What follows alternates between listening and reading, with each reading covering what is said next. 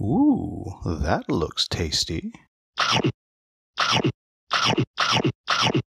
Welcome folks, today the Hungry Gamer is back with our Game of the Year final announcement for 2022. And this year, in case you forgot, I had 6 games that were on my list for Game of the Year. One more than usual, and that was because the game Revive showed up and I'd only played once or twice, but I was really digging it and thought it had a chance to be the Game of the Year. I had to kind of dig in and see what was up with the little story campaign thing that it had. Now, since then, I've replayed all 6 games many times. Well, at least 3 times each, to kind of really figure out where it is that all of them fall. And just as a reminder, the 6 games that I picked in no particular order, literally just pulled out of a hat, were Rise of the Gnomes, Revive, Planet Unknown, Familiar Tales, Oathsworn, and Flamecraft. And as a reminder, the winner will get this glorious seal right here that they can do so many amazing things with. Tattoos, put it on the side of their house, whatever. It is theirs to do what they want with. Now, jumping in, at number 6 we have Flamecraft. Now, Flamecraft's an interesting one to me, because if I was picking art, number 1. If I was picking games that made my wife smile, number 1. But since this is my purely subjective, only my own personal taste, it comes in at number 6. I still like this game a lot. In fact, every single time I played this game, I've really enjoyed it. But for me, I tend to look for something a little bit heavier.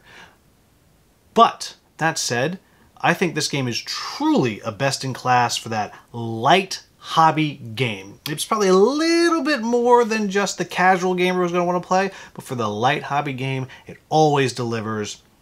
Awesome art, fun theme, contract fulfillment, Euro game, worker placement with just a little bit of interaction. Really a clever game, and just stunningly produced. That is Flamecraft at number 6.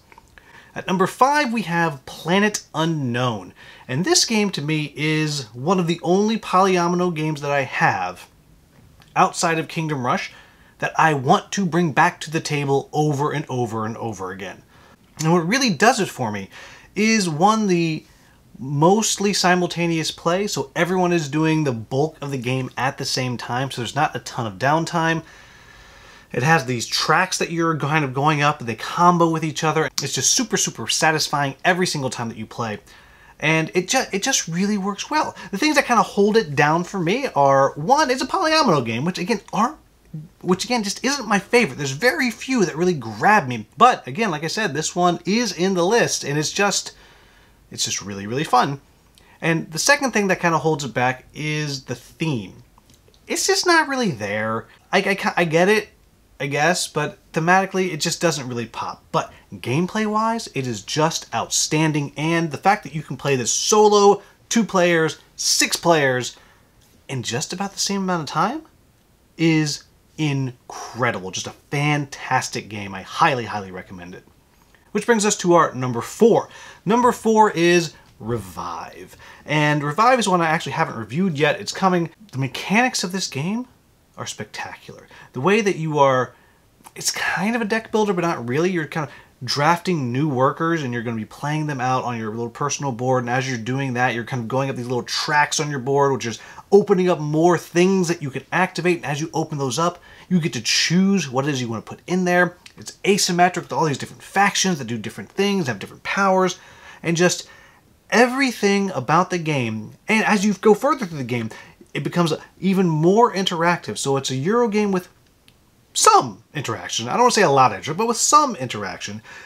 With a lot of the kind of multiplayer solitaire, but you got to pay attention to what other people are doing. And to me, it just mechanically is brilliant. And as I just said with Planet Unknown, the challenge with it is the theme does not really come through. It's this idea of you're rebuilding the world, you're reviving the world. I guess, sure. And I was hoping it was really going to come through with the little campaign it comes with, and it doesn't. It's, I don't know, it doesn't make too much sense what's going on, and I haven't finished it yet. I have one more game to play, but I've unlocked a lot of stuff, and while the stuff it adds in every time you play is fantastic, and I love it, and it makes each successive game more and more interesting, and has the mechanics that just, gosh, it's so good, there's not much theme to it. So just for that kind of brings it down here to the number 4 for Revive. But a fantastic game, and I'm glad I put it into the list. It's just mechanically one of the best Euro games I've played and been introduced to recently. Really ticks a lot of the boxes for me personally. That brings us to number 3, and I gotta say, number 3 is the surprise of this list for me because it almost didn't make the list. In fact, if I didn't have other adventure dungeon crawlers on here, Stars of Icarios or Role Player Adventures might have made this list, but I just had so many of those, I kind of pitted them against each other, and it wound up with only 2 on the list, and that is Rise of the Gnomes. Rise of the Gnomes almost didn't make the list, and now it's number 3. This game's just great, people. It's just fantastic. And on top of that, it helps that the designer and publisher is just such a kind man. And I like this game so much that since announcing that I was doing this, I even reached out and said, hey, I'd like to make some promo cards. And I worked with the designer, and there is now a Hungry Gamer ally card you can get, and more importantly, a Beatrice the Board Game Dog ally card that you can get. If you're interested in getting those, if you got the game, 1, you should have the game. Go get the game. Reach out and I'll find a way to set you up with one of these promo cards. But this is a game that takes area control and worker placement and just feels fresh. And what feels fresh about it is the constantly changing order that the worker placement spots activate. And what's available every round, it's always different. And it's just always fresh. It's always a new puzzle that you're able to solve. And along with that, it has this third-party faction, the gnomes that are out there that are constantly popping up all over the place. You have to keep them in check, and it's really, really hard. And so for me, this game, and it has a fun theme, this idea of making microbreweries, fantasy races, and each fantasy, there's 25 different factions that you can be. They're all different. So just fantastic. But what pulls it down and holds it at number 3 for me is, I don't love the competitive mode in the game. The game can be played solo, co-op, or competitive. And I know a lot of people, Level Up Board Game Podcast being one, that just love the competitive. But for me, it's too much co-opetition for me, because everyone has to keep the gnomes down, or the gnomes are going to win. They're always going to win. And that's just not a style of gameplay that I like. But the co-op is fantastic. One of the best co-ops that I've played, and it doesn't even feel like you're playing a Pandemic-style game. Of course you are a little bit, because you've got to keep the gnomes from just taking over, but there's so much discussion that you have to have every turn to figure out how you're going to do this, and so much that you have to concentrate on doing on your own every single turn that it is just brilliant. It can be a longer game if you're playing with up to 6 players, and this is a game that I've played at several conventions with the designer and some other people, and it just always hits. It is a fantastic game, and the only one on this list that probably most of you haven't ever heard of. Rise of the Gnomes, check it out. You can still get some copies. Get it. It's a big box. It's brilliant. Truly brilliant. But only 2 out of the 3 modes for me do I really, really love. So that puts it at number 3. Now, here we have the top 2. And for me, this is Familiar Tales and Oathsworn Into the Deep Wood. Now, this was hard, because I love both of these games.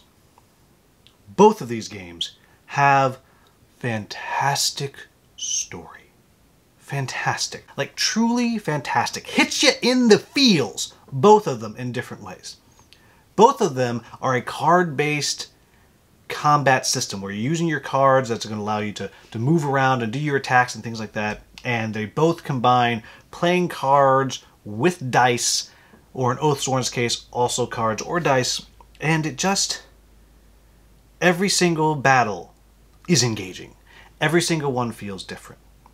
Both of these games are ones that every time I finish playing, I was thinking about and saying, okay, when am I going to get this back to the table to play again? Now, Familiar Tales had the benefit of it's a lighter story, and I like a light story. I like a story where you have these familiars, animals, anthropomorphic animals doing things. I love that so much. If you've watched this, you know I love that kind of thing. But it's this light tale, and it's heartwarming, and just this coming-of-age story as you're going through these 3 eras that the game plays through, and just wonderful. Just fantastic. And I can transport it. I took it with me on a couple business trips, and I would just set it up on the desk in the hotel, and I would go out in the morning, do my job, come back, finish my meetings, and I would just sit down and play this game. And it was just great. I just loved every second of playing that game. Wonderful. Oathsworn, on the other hand, has a mystery to it. Every single level you play, you truly don't know what's going to happen. You're constantly being hit with these really hard decisions that you have to make. And what is it going to be? What are you going to do? What is going to be the long-term consequence of this? And each of the fights, you have no idea what it's going to be at all. I was just playing some more tonight, and I did 2 fights. And one of them I just walked through. And I even reached out and was, that was the easiest fight yet. And I started to think, maybe this game is getting easy. Maybe I figured it out. Played the next fight, got as close as you can be to being crushed while still winning. And just had a blast, because it just did stuff that I did not expect. I'm constantly surprised every time I go through Oathsworn. I love that Familiar Tales is a small box. I can store it easy. Oathsworn, it's a big old thing, and I did not get everything. I got the standee version, and thank goodness I did. Now, here's what it came down to. I love both of the stories. Usually, story's what's going to get it when I'm thinking about dungeon crawl adventure games. Which one has a better story? I love them both. One of them is more lighthearted and family friendly. The other is dark. Dark. Dark. Dark. Gritty. But meaningful. And so, they both had me. The combat mechanics in both, I like for different reasons. I usually don't like deck building, and Familiar Tales is very heavy deck building, but it was great because the thing that I usually don't like about deck building is sometimes you get cards that you never use, but not in Familiar Tales. You're using those things constantly throughout the game, so I love it. There's a little bit of deck building in Oathsworn, but the way you're choosing between rolling dice and pulling cards and counting those cards and not counting that, and this battle flow system that it thinks, all of it. Both of them I love. So here's what it finally came down to, and this is why I'm making the choice that I am. The question became, which one of these might I play again? I'm not getting rid of either one. But which one is easier for me to jump back in and play if I want to? And so for that reason, my number 2 is Familiar Tales. Because for Familiar Tales, you're going to want to play that campaign. And I want to play the campaign again. Let me tell you, I want to play that campaign again. But it's the whole campaign. It's not set up to where I can just drop in.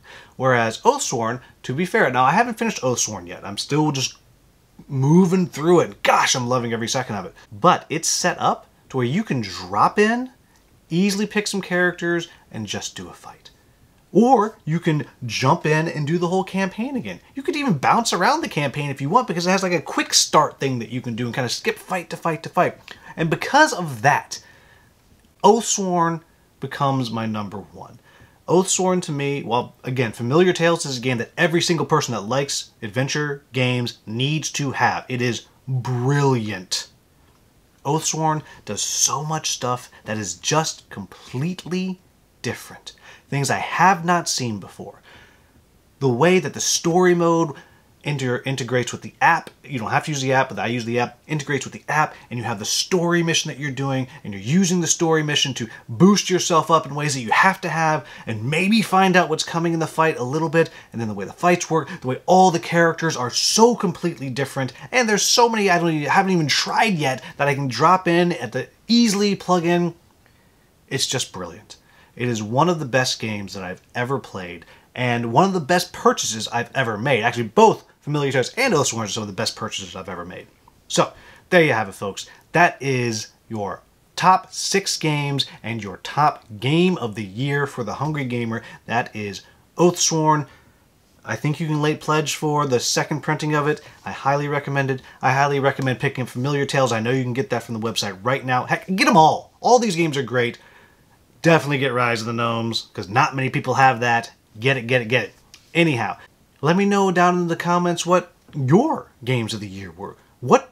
How would you have ranked these 6 games? Let me know what you think. What is your best game? How many of the games that I have on this list have you tried? As always, if you found this video useful, please like, subscribe, and share. Thank you so much for watching. Have a wonderful, wonderful day.